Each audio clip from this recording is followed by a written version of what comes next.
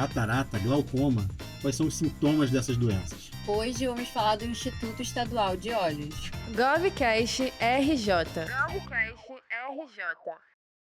Está começando mais um GovCast RJ. E aí, Sueli, tudo bem? E aí, André, tudo bem? Hoje a gente vai conversar com o doutor Leonardo Armond, oftalmologista do Instituto Estadual de Olhos. Tudo bem, doutor? Olá, prazer. Muito bom estar aqui com vocês, poder falar um pouquinho do Instituto. A gente que agradece. Doutor, para a gente começar então, fala um pouquinho do Instituto, que tipo de atendimento que é realizado lá, cirurgias? No Instituto Oftalmológico, a gente faz todo tipo de atendimento oftalmológico, tá? A gente faz atendimento desde os simples óculos até cirurgia de catarata, glaucoma, pterígio.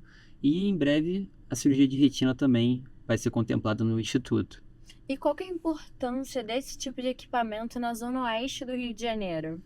A maior importância de ter na Zona Oeste um equipamento desse nível é que a gente consegue fazer um acesso integral do paciente. O paciente já entra no instituto lá e consegue resolver e fazer tudo lá já dentro do instituto.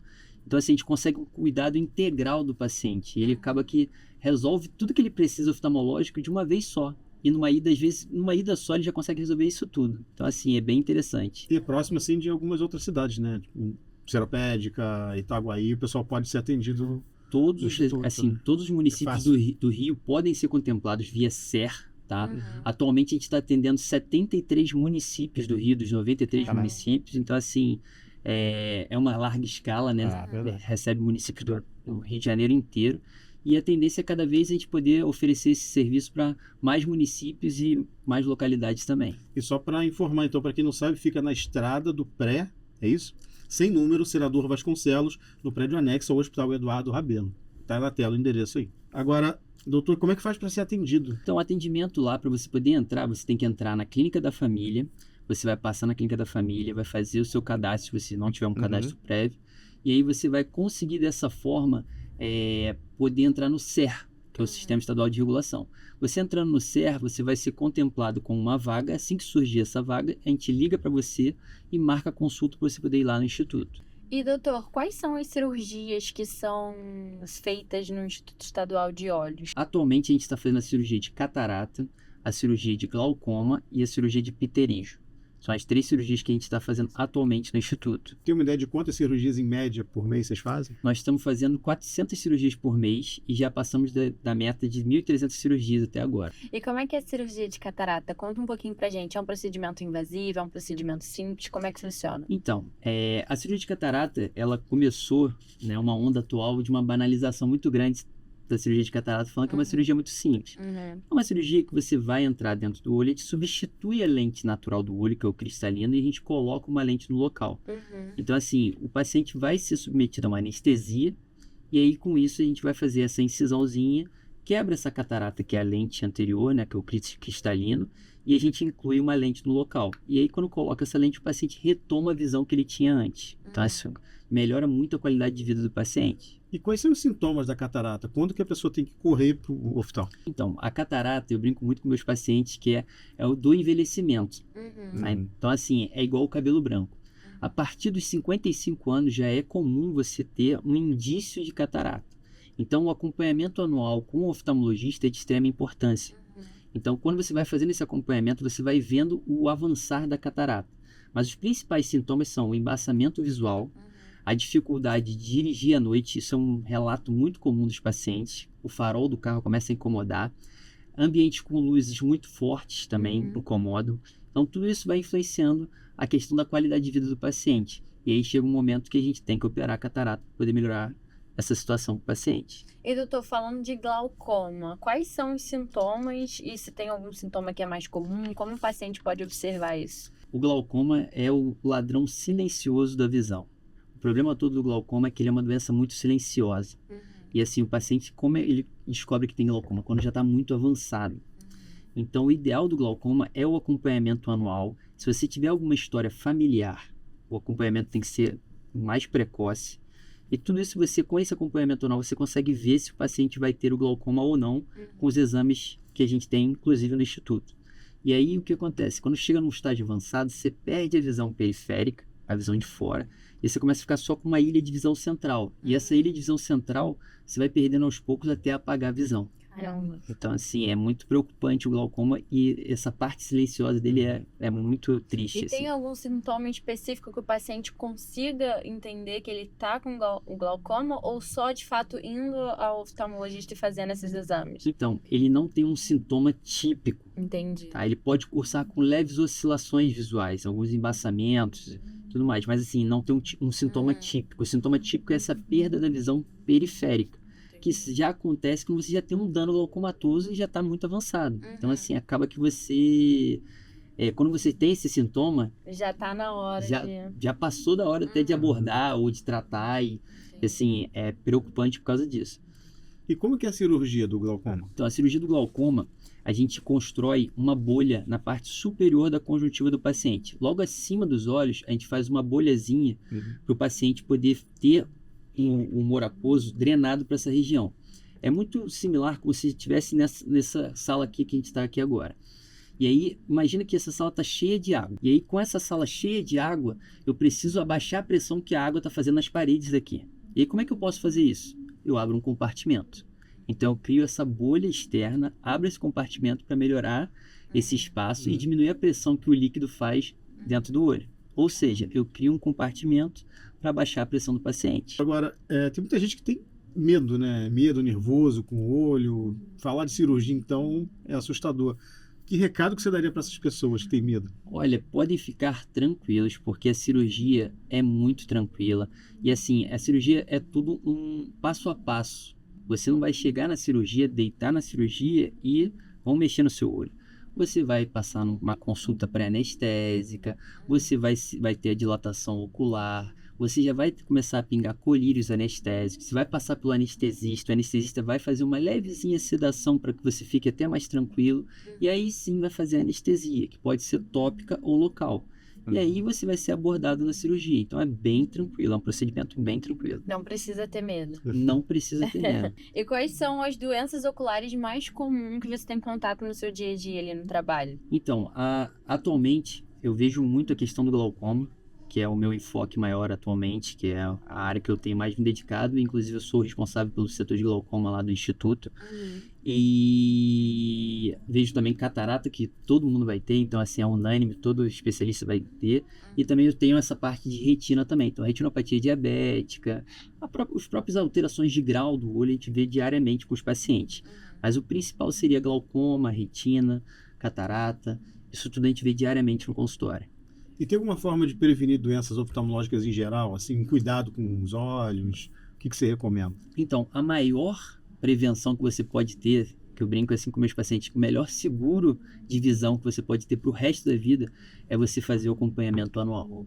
Porque se você faz o acompanhamento anual e aí você descobre que tem uma propensão a ter alguma alteração, você pode reduzir esse acompanhamento e você vai ser muito bem visto em poucos períodos.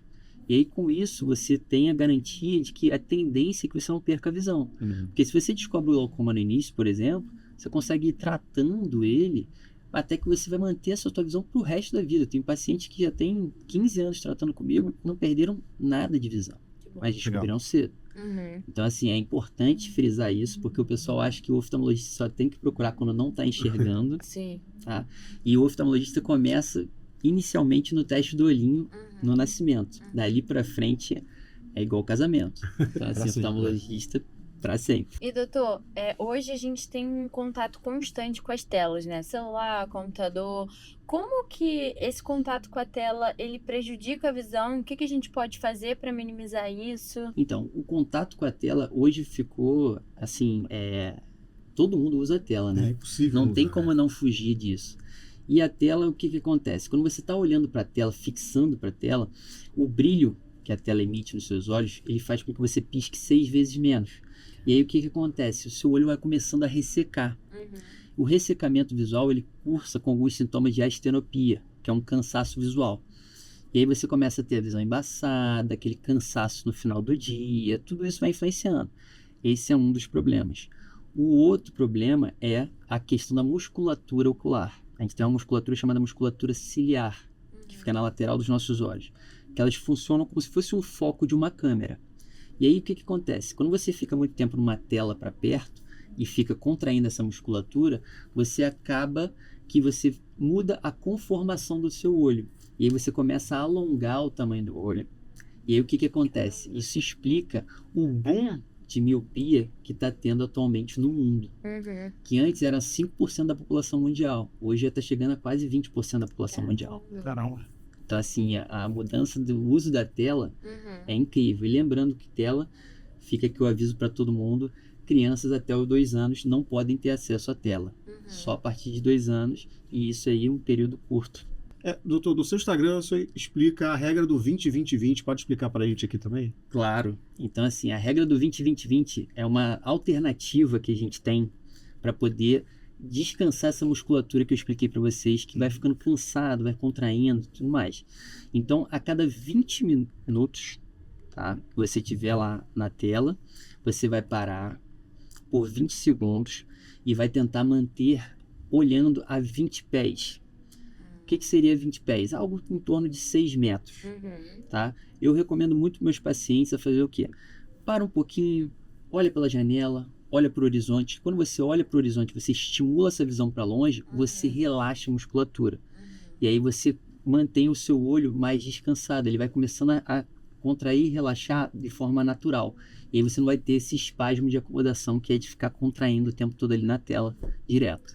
Legal. Agora, outro hábito comum é leitura no transporte público, tanto celular quanto livro mesmo. Qual que é o perigo disso? Então, quando você fixa, é o mesmo perigo da tela, tá? Só que no transporte público em movimento é pior.